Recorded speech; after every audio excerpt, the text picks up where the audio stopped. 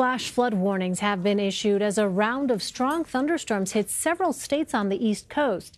CBS News weather producer David Parkinson joins me now with the latest. David, thanks for being here. Of course. So you have the National Weather Service issuing these flood warnings. What are the areas that face the biggest threat right now? So the interesting thing is not only are these flash flood warnings and flash flood watches, there's actually a flash flood emergency for Bradford County, Pennsylvania. That's the most serious type of warning they have, and those are pretty rare. And if you take a look at how much rain they've picked up so far, it's not hard to see why. So the maximum rain that I found was somewhere around the 8.5-inch range in north central Pennsylvania. Wow. But there were pockets in other spots in Brick Township, New Jersey that saw those numbers as well. So taking a look at the radar right now, you can see that everywhere shaded in green, that's a flash flood watch. Everywhere shaded in red, that's a flash flood warning.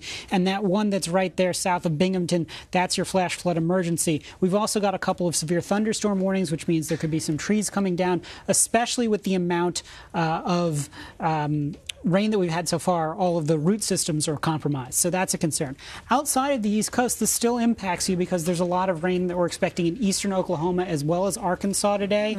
So that's why we've got a flash flood watch there for Tulsa, for Fort Smith, and that's going to continue on in through the evening as well. The good news is this is only about a 24-hour period extended, but we've got a conveyor of moisture, and that's really what's causing all of this. Is everything is getting funneled right around an upper level low that's not moving. It hasn't moved all day. It hasn't moved yesterday. And so basically you've had 3 straight days where you've got that moisture pipeline right up into central Pennsylvania. It seems like we've gotten a lot of rain here on the East Coast this summer. How unusual is that? Is that pretty common?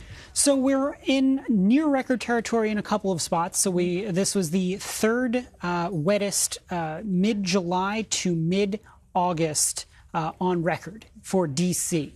It was in your top 10 wettest months in a couple of places. In Maryland, I believe it was in your top 5 wettest Julys. So we are certainly seeing a wetter than average setup here.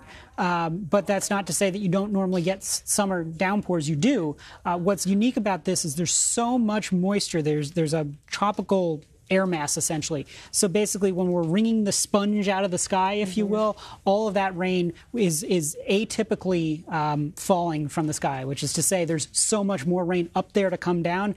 It's very easy to get some of these numbers. But here's the other thing. I was looking on Facebook, and there are some people who were blaming Lonnie, our local weather guy. Oh, there was no rain today. Right. You're usually spot on. Lonnie, yeah. And I got a feel for Lonnie on this one because he was dead on, and the weather community was dead on. We were saying that this is going to be a bad situation, but only in certain spots. If you get 20, 30 miles from one of those downpours, you actually don't have that much rain. So it's very localized flooding. And the other thing to note about this is if you're near some rivers, you've got to watch out as they're going to rise from all of the moisture that's come upstream of that. So that's what's happening right now in Bloomsburg, Pennsylvania. They didn't get that much rain during the day, but they're now evacuating in Bloomsburg because all of the rain is coming down from where it rained the hardest early. In terms of what we're looking at for rain over the next 24 hours, this is what we're seeing on the future radar. We're seeing just a loop of you can see it just pinwheeling right around. It just keeps going. So it's now upstate New York that's seeing some of the heaviest rain,